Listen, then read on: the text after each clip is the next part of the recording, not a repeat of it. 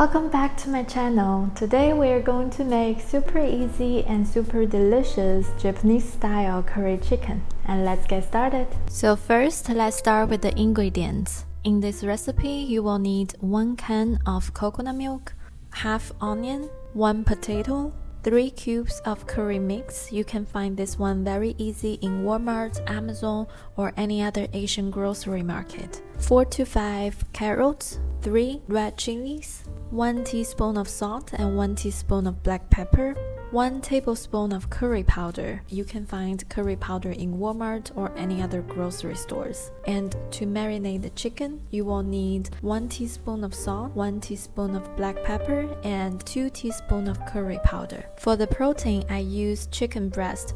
If you don't like chicken breast, you can also use chicken thighs, shrimp, beef, or any other protein of your choice. We will start by cutting the chicken into smaller pieces.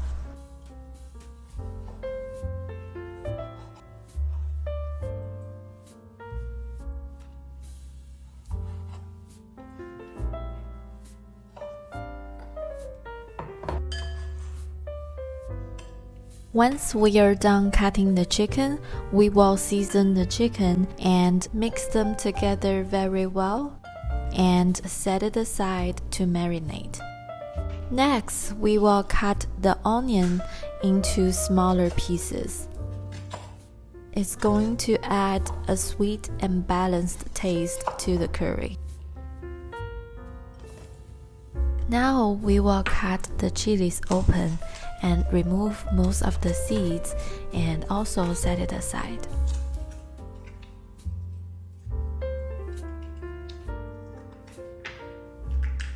After that, we will work on the carrots and potatoes. We will peel the carrots.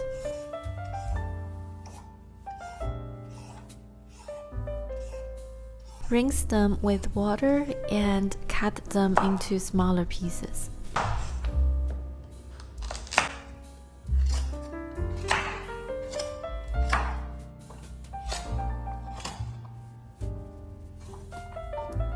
And follow the same steps with the potatoes. Peel the potatoes and also cut them into smaller pieces.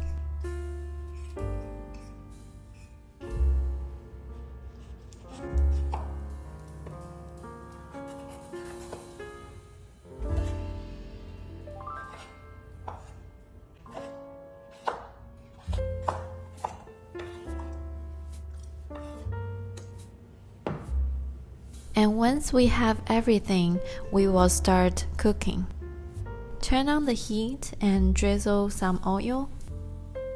Wait until it is hot, we can add in the onion. Saute the onion for about 2 minutes after it changes color. We will then add in the marinated chicken.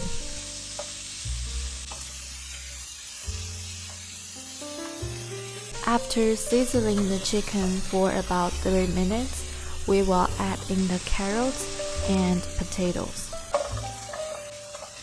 Toss them around to mix them together. And next, we will pour in the coconut milk and add another cup of water if needed. Then we will add 3 cubes of Japanese curry mix, 3 chilies, and 1 teaspoon of salt, 1 teaspoon of black pepper, and bring it to boil. After it's boiling, we can toss everything around until the curry mix is melted. We can add another 1 to 2 tablespoons of curry powder to give it a little more taste. Now we can put the lid back on the pan, let it simmer for about 20 minutes. After 20 minutes, it's all done. So there we have it, the super easy and super delicious Japanese style curry chicken. Thank you so much for watching. I hope you enjoyed this recipe and I will see you in the next one.